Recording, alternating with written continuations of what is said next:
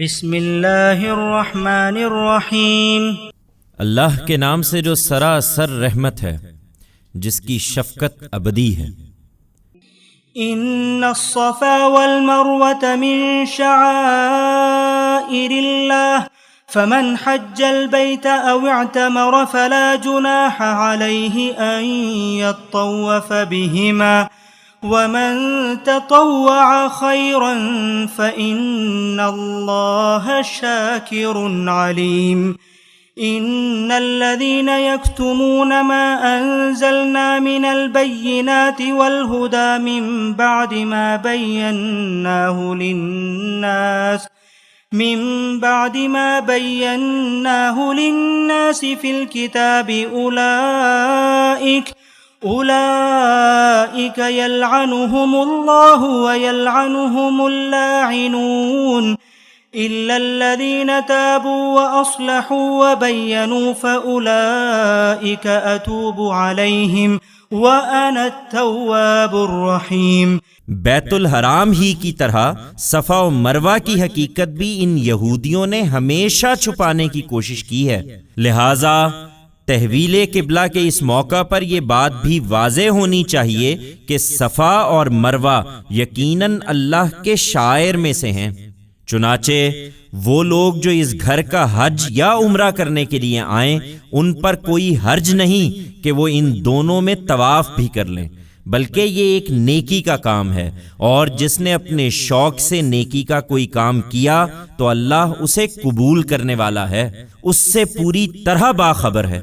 اس معاملے میں جو حقائق ہم نے نازل کیے اور جو ہدایت بھیجی تھی، اسے جو لوگ چھپاتے ہیں، اس کے باوجود کہ ان لوگوں کے لیے اپنی کتاب میں ہم نے اسے کھول کھول کر بیان کر دیا تھا، یقیناً وہی ہیں جن پر اللہ لعنت کرتا ہے، اور لعنت کرنے والے بھی جن پر لعنت کریں گے۔ ان میں سے البتہ جو توبہ کریں اور اپنے اس طرز عمل کی اصلاح کر لیں اور جو کچھ چھپاتے تھے اسے صاف صاف بیان کر دیں، تو ان کی توبہ میں اپنی شفقت سے قبول کر لوں گا، اور حقیقت یہ ہے کہ میں بڑا توبہ قبول کرنے والا ہوں،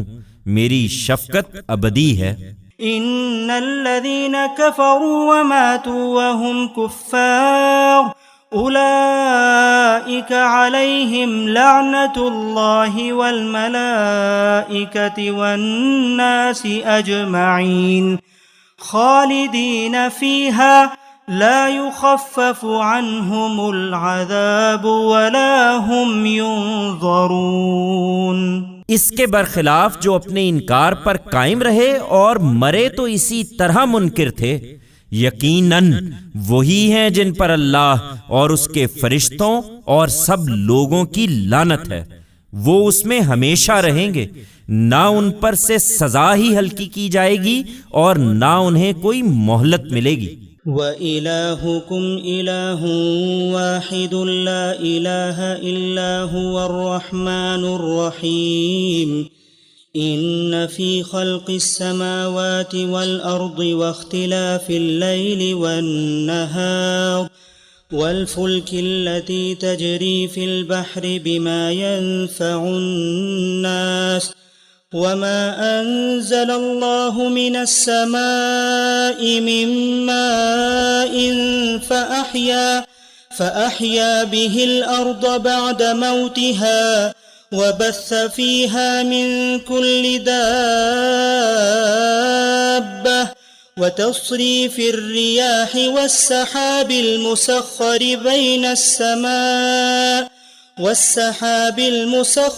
بَيْنَ السَّمَاءِ وَالْأَرْضِ لَآيَاتٍ لِقَوْمٍ يَعْقِلُونَ۔ ایمان والو،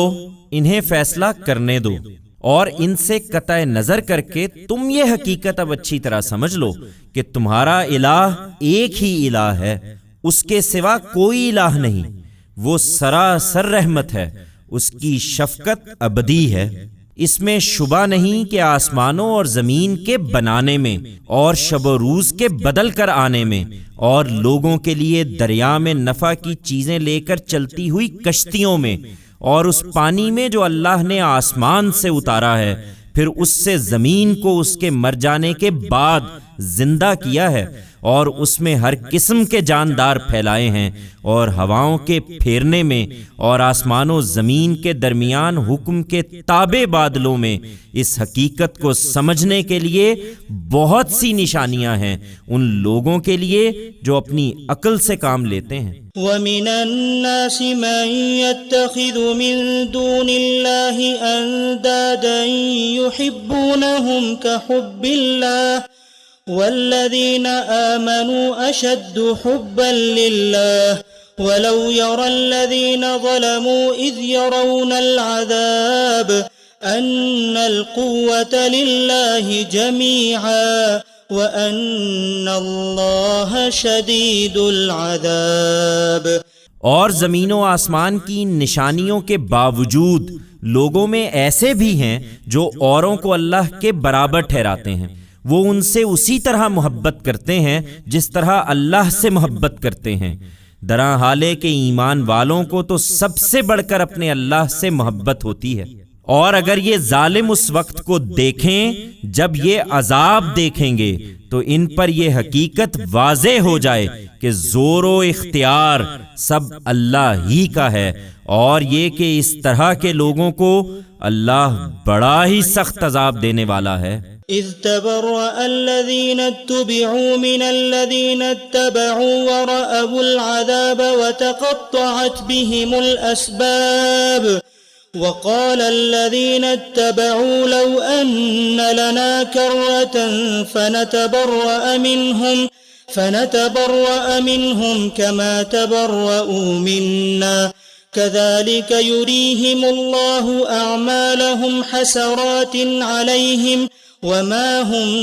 بخارجین من النار۔ اس وقت جب وہ لوگ جن کی پیروی کی گئی اپنے پیرووں سے بے تعلقی ظاہر کر دیں گے اور عذاب سے دوچار ہوں گے، اور ان کے تعلقات یک قلم ٹوٹ جائیں گے، اور ان کے پیرو کہیں گے کہ اے کاش ہمیں ایک مرتبہ پھر دنیا میں جانے کا موقع ملے تو ہم بھی ان سے بے تعلقی ظاہر کریں جس طرح انہوں نے ہم سے بے تعلقی ظاہر کی ہے۔ اس طرح اللہ ان کے اعمال کو ان کے لیے سراسر حسرت بنا کر انہیں دکھائے گا، اور دوزخ سے نکلنے کے لیے وہ کوئی راہ نہ پا سکیں گے۔ یا ایہا الناس کلوا مما فی الارض حلالا طیبا ولا تتبعوا خطوات الشیطان انه لکم عدو مبین انما یأمرکم بالسوء والفحشاء وَأَن تَقُولُوا عَلَى اللَّهِ مَا لَا تَعْلَمُونَ۔ لوگو،